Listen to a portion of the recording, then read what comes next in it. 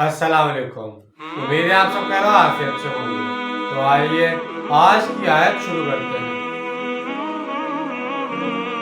بسم اللہ الرحمن الرحیم والذین آمنوا وحاجروا وجاہدوا فی سبیل اللہ والذین آووا ونصروا اولئک هم المؤمنون حقا لهم مغفرۃ ورزق کریم۔ شروع اللہ کے نام سے جو بڑا مہربان نہایت رحم کرنے والا ہے۔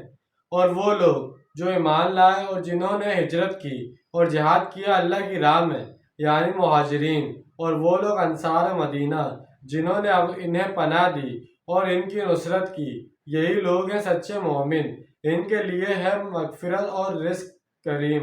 یہاں پر مہاجرین اور انصار کے ان دونوں گروہ کا اکٹھے ذکر کر کے ان مومنین صادقین کی خصوصیات کے حوالے سے ایک حقیقی مومن کی تعریف کے دوسرے رخ کی جھلک دکھائی گئی ہے، جبکہ اس کے پہلے حصے یا رخ کے بارے میں ہم اسی سورت کی آیت 2 اور 3 میں پڑھ آئے ہیں۔ لہٰذا آگے بڑھنے سے پہلے مذکورہ آیت کے مضمون کو ایک دفعہ پھر ذہن میں تازہ کر لیجئے۔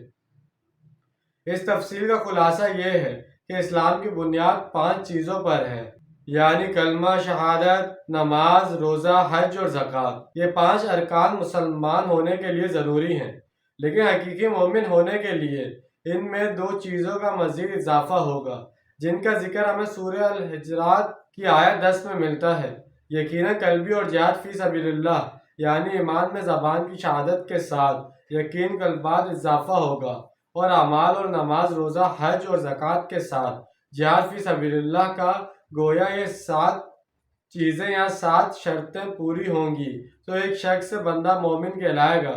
اس بندہ مومن کی شخصیت کا جو نقشہ اس سورت کی آیت 2 اور 3 میں دیا گیا ہے، اس کے مطابق اس کے دل میں یقین والا ایمان ہے، اللہ کی یاد سے اس کا دل لرز اٹھتا ہے، آیت قرآنی پڑھتا ہے یا سنتا ہے تو دل میں ایمان بڑھ جاتا ہے، وہ ہر معاملے میں اللہ کی ذات پر پورا بھروسہ رکھتا ہے، نماز قائم کرتا ہے، زکوٰۃ ادا کرتا ہے اور اپنا مال اللہ کی راہ میں خرچ کرتا ہے۔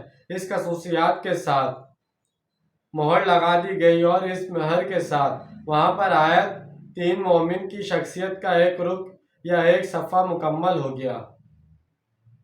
اب بندہ مومن کی شخصیت کا دوسرا صفحہ یا رخ آیت زیر نظر میں یوں بیان ہوا ہے کہ جہاد فی سبیل اللہ لازمی شرط کے طور پر اس میں شامل کر دیا گیا ہے، اور پھر اس پر بھی وہی مہر ثبت کر دی گئی ہے۔ چنانچہ یہ دونوں رخ مل کر بندہ مومن کی تصویر مکمل ہوگی۔ ایک شخصیت کی تصویر کے یہ 2 رخ ایسے ہیں جن کو الگ الگ نہیں کیا جا سکتا۔ یہ وہ 2 صفحے ہیں جن سے مل کر ایک ورق بنتا ہے۔ صحابہ کرام رضی اللہ عنہ کی شخصیتوں کے اندر یہ دونوں رخ ایک ساتھ پائے جاتے ہیں، مگر جیسے جیسے امت زوال پذیر ہوئی، بندہ مومن کی شخصیت کی خصوصیات کے بھی حصے بکھیرے کر دیے گئے۔ تو جیسے کہ آج ہم نے ایک آیت کا ترجمہ اور تفصیل بیان کی ہے، امید ہے آپ کو سمجھ میں آئے گا، پسند آیا ہوگا۔